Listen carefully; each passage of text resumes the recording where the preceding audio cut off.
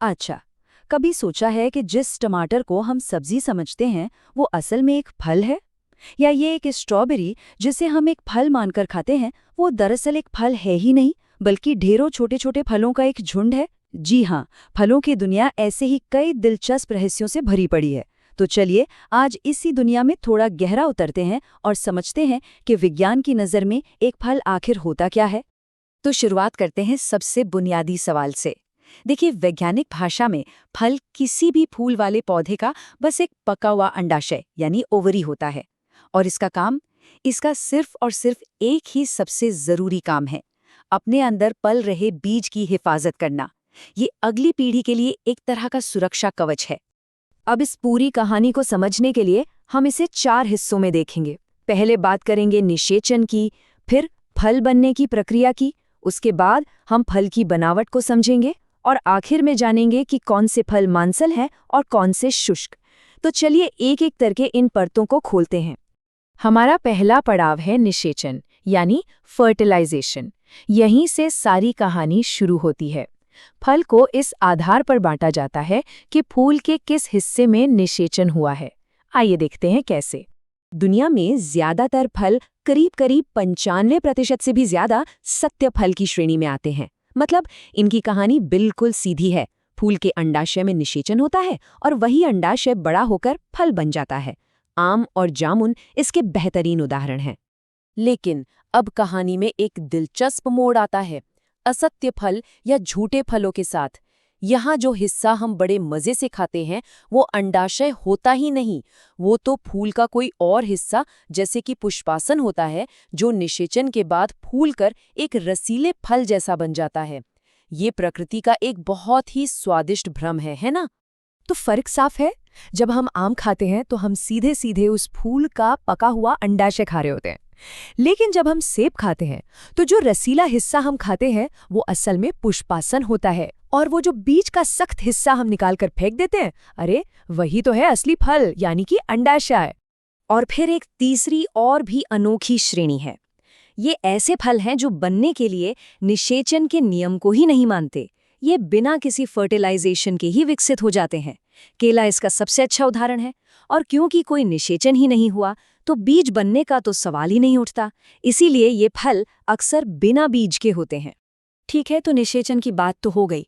अब आगे बढ़ते हैं अपने दूसरे पड़ाव पर और देखते हैं कि फल बनते कैसे हैं। मतलब क्या वो एक ही फूल से बनते हैं या फिर कई फूलों से मिलकर? सबसे पहले आते हैं सबसे सीधे साधे फल यानी सरल फल। जैसा नाम वैसा काम। यहाँ हिसाब बिल्कुल साफ है। एक फूल जिसमें एक ही अंडाशय हो और उससे सिर्फ एक ही फल बने, जैसे अमरूद या आम। अब यहाँ से चीजें थोड़ी पेचीदा होने लगती हैं। सोचिए, फूल तो एक ही है पर उसके अंदर एक नहीं बल्कि कई सारे छोटे छोटे अंडाशय हैं। अब जब निषेचन होता है तो ये सारे अंडाशय छोटे छोटे फल बना लेते हैं और एक साथ गुच्छे की तरह जुड़ जाते हैं। ऐसे फल को हम कहते हैं समूह फल। और स्ट्रॉबेरी इसी का एक क्लासिक उदाहरण है। तो अब फर्क बिल्कुल साफ है। अमरूद मतलब एक फूल से एक फल, लेकिन स्ट्रॉबेरी वो तो एक ही फूल से बने कई फलों की पूरी एक कॉलोनी है। और सबसे मजेदार बात पता है क्या? वो जो छोटे छोटे दाने हमें स्ट्रॉबेरी के ऊपर दिखते हैं ना, जिन्हें हम अक्सर बीज समझ लेते हैं, असल में वो हर एक दाना अपने आप में एक पूरा फल है। और अब आते हैं इस श्रेणी के महाबली पर, संग्रहित फल। यहाँ बात एक या दो फूलों की नहीं बल्कि पूरे के पूरे फूलों के गुच्छे की हो रही है। सोचकर देखिए, फूलों का पूरा एक गुच्छा आपस में जुड़कर एक बड़ा सा फल बना लेता है। कटहल और अनानास इसी का नतीजा है। अब समझ आया कि इनका छिलका इतना मोटा और अजीब सा क्यों होता है। तो हमने ये तो देख लिया कि फल कैसे कैसे बनते हैं, पर अब जरा फल को थोड़ा और करीब से देखते हैं। चलिए इसकी बनावट को समझते हैं, जिसे वैज्ञानिक भाषा में फल भित्ति या पेरिकार्प कहते हैं। तो किसी भी फल की दीवार में आपको हमेशा ये 3 परतें मिलेंगी। सबसे बाहर वाली परत है एपिकार्प यानी फल का छिलका। फिर आता है बीज का गूदेदार और रसीला हिस्सा जिसे हम खाते हैं, वो है मीजोकार्प। और सबसे अंदर बीज के ठीक ऊपर एक और परत होती है जिसे कहते हैं एंडोकार्प। आम को याद कीजिए, उसका छिलका एपिकार्प, गूदा मीजोकार्प और गुठली के ऊपर की सख्त परत एंडोकार्प है। और जानते हैं, यही 3 परतें एपिकार्प, मेसोकार्प और एंडोकार्प, इन्हीं की बनावट और इनमें मौजूद नमी ये तय करती है कि कोई फल रसीला और गूदेदार होगा या फिर सूखा। और यहीं से हमारा आखिरी वर्गीकरण आता है। पहले बात करते हैं मांसल फलों की। जैसा कि नाम से ही जाहिर है, इनमें जो बीच वाली परत मेसोकार्प होती है वो खूब मोटी, गूदेदार और नमी से भरपूर होती है। आम, केले, अंगूर ये सब इसी श्रेणी में आते हैं। इनमें आप तीनों परतों को यानी छिलके, गूदे और अंदरूनी परत को आसानी से पहचान सकते हैं। और दूसरी तरफ हैं शुष्क फल, जिन्हें हम आम भाषा में मेवे भी कहते हैं। यहाँ कहानी बिल्कुल उल्टी है। फल बनते वक्त उसकी दीवार की सारी नमी सूख जाती है और ये तीनों परतें एक दूसरे से इतनी कसकर चिपक जाती हैं कि वो एक हो जाती हैं। काजू, बादाम, अखरोट ये सब शुष्क फल हैं। और अगर इस फर्क को सबसे अच्छे से समझना हो तो अंगूर का उदाहरण लीजिए। जब अंगूर ताज़ा है तो वो एक रसीला मांसल फल है, लेकिन जब उसी अंगूर की दीवार का सारा पानी सुखा दिया जाता है तो वो क्या बन जाता है? किशमिश, यानी एक शुष्क फल। है ना कमाल की बात?